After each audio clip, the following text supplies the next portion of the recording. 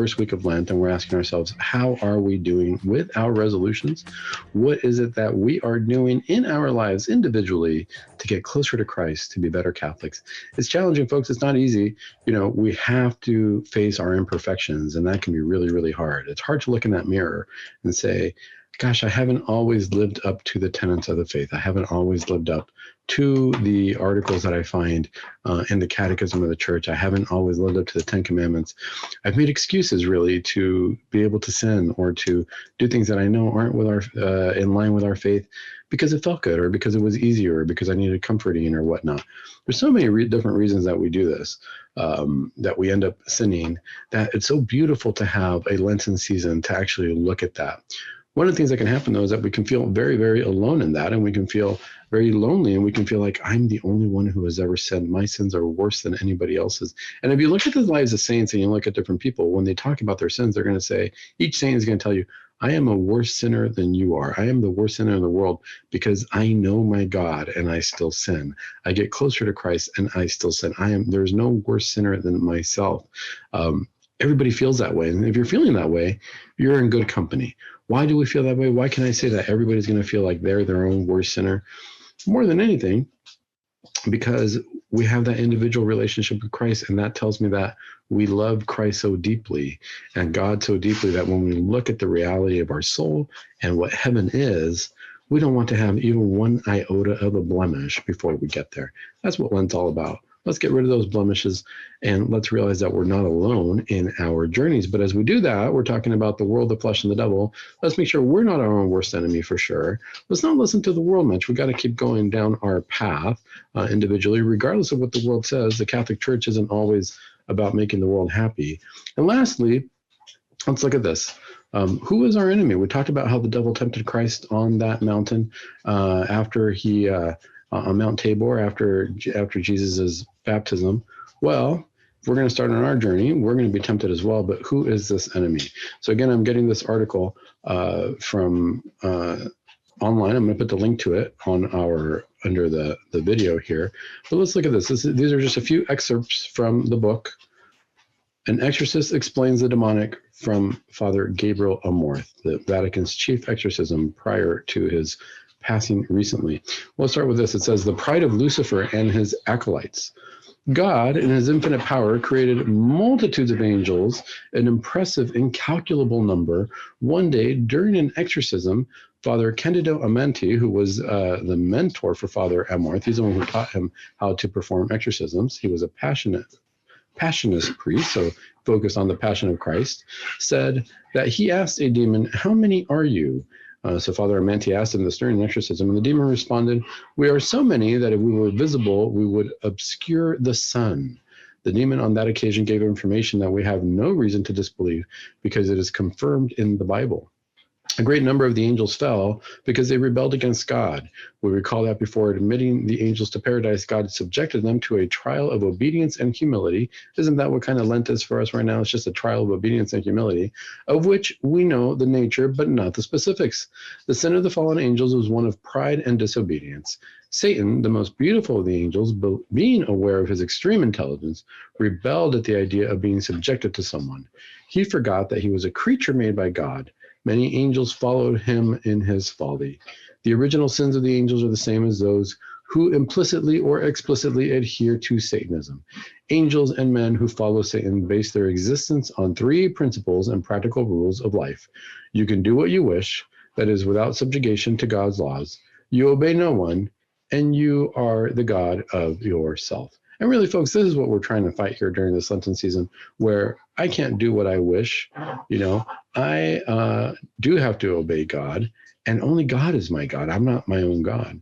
It's just the complete opposite of what we do in our Catholic faith and in the way we follow God. So what happened between the angels is narrated with the 12th chapter of the book of Revelation. There was a great war between the angels who remained faithful to God and those who rebelled against him.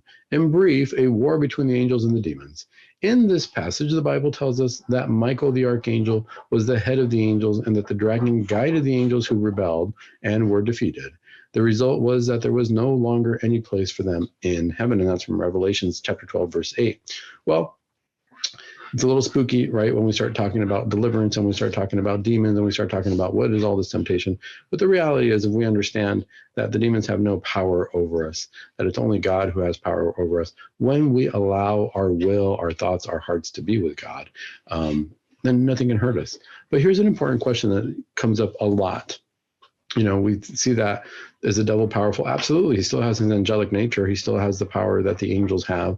The difference is he uses it for his own will, which tells me that if he's that powerful, my guardian angel is equally and not, if not more powerful, because my guardian angel is actually in the light of God and has the graces that the demons will never have. So I've got a guardian angel next to me at all times. But here's an important question. Can the devil read our thoughts? That's something that, we look at, because people say during an exorcism, during deliverance prayers, sometimes the devil points out other people's sins there, so they know what we're thinking.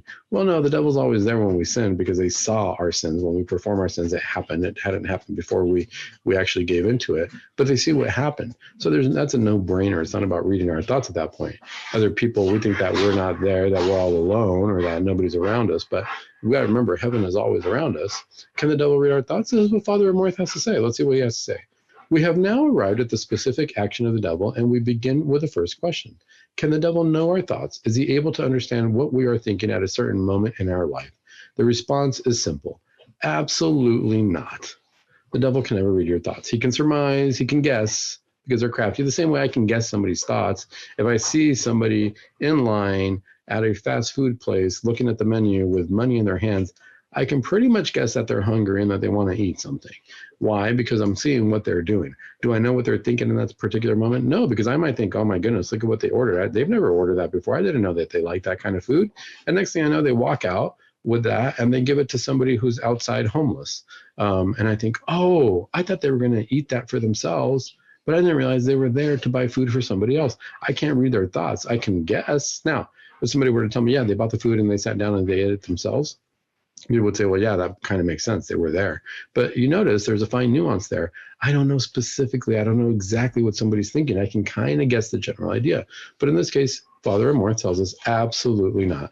He says, theology is agreed on this question. Only God, who is omniscient, which means knows everything, who intimately possesses the secrets of created reality, that of men and angels, and that of uncreated reality, which is his own essence, which is God himself, knows in depth the thought of each man.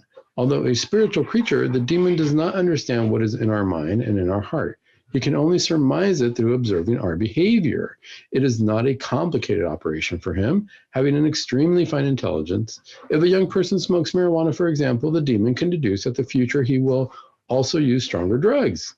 In a word, from what we read, we say, and experience, from the companions we choose, even from our glances, from all this he can discern where he will tempt us and at which particular moment and what it is, and that is what he does. So again, it's more a matter of the devil can see what we're doing, he can see what our actions are, he can see where we're going, and he can figure out, this is where you're at right now. Remember, the devil can't force us to do anything. This brings to mind a passage from the first letter of St. Peter. Brothers and sisters, be sober, be watchful. Your adversary, the devil, prowls around like a roaring lion, seeking someone to devour. Resist him, firm in your faith. How do we resist the devil? According to St. Peter, this is from the 1 Peter chapter 5, verses 8 through 9. We have to resist. There has to be a fight. Resistance is a fight. It's kind of like when people go to work out and they want to lift weights, what they'll tell you is the scientific term is, put more weight on that. That's the gym term. The scientific term is you're going to increase your resistance against your muscles. It's a bigger fight. It gets a little bit heavier. It gets a little bit harder. You have to resist the devil. My interpretation of this passage, says Father Amorth, on which various scholars are agreed, sound like this. Brothers and sisters, be vigilant. The devil wanders around each one of you, searching where to devour. That word, where, is important. The devil looks in each person precisely for his weak point that works on it, creating his next sinful occasion. It will be the targeted person himself who, in his liberty, will commit the sin after having been well cooked by Satan's temptation.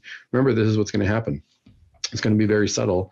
And what the devil's going to look for is our weak points. So during this Lenten season, the whole purpose of, if I'm going to give up chocolate, how's that going to strengthen my weak points? But a better question before I even ask myself that is, what are my weak points? We have to come up and face this reality that we do have weak points. It's hard for some people to accept that. It's hard for some people to say, oh my goodness, I do have a weak point I need to improve on, because we like to think of ourselves as perfect. That's just human nature. I like to think that I'm a great person and that there's not a whole lot I need to improve. But there's always something to improve. There's something I need to improve in myself every day. And if it's a challenge, then it's a pretty good sign that that is a weak point and it's going to be hard to overcome. But if I don't, the devil's going to look at it and say, this is where you are weak. This is where I will attack. But don't we do that too? If I'm in the middle of a fight on a video game, I'm going to see where is the weakness in that enemy. I need to know how to attack that enemy, right? It's a normal, common thought of any kind of battle. I got to look for the weak point so I can get in there. If the devil's going to look at our weak point, we got to understand the devil's weak point too. And you know what would be a very, very weak point for the devil?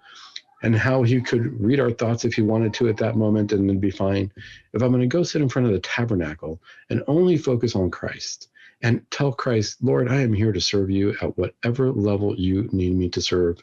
Boy, the devil's going to run away from that. They don't want to see that. They don't want to know that. They want to know that, that they are the powerful ones. The demons are powerful and they have something over us.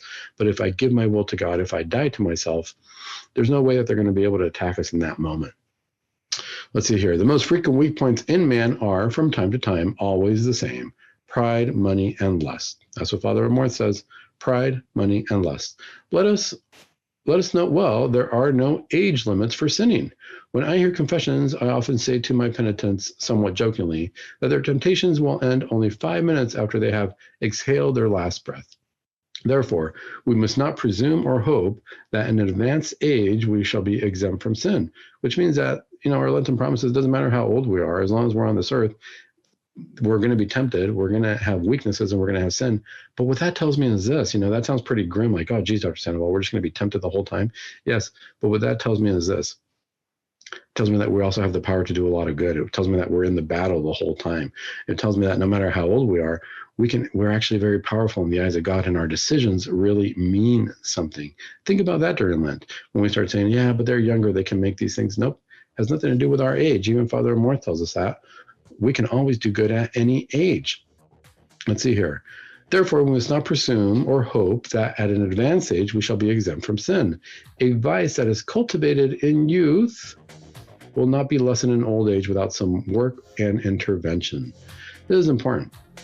During this Lenten season, all I would say is this: understand that we will all get better together, but understand that it will be a battle. It's the devil, the world, and the flesh. Don't let the devil be your biggest source of fear or your biggest idea that he's the biggest enemy. Really understand the power that we have when we fight our own insecurities. We can move forward and we can be strong. We're not going to listen to what the world has to tell us. And we definitely know that we're going to fight the devil with the word of God and getting closer to the Eucharist. Until next week, this is Dr. Sandoval saying, keep it Catholic.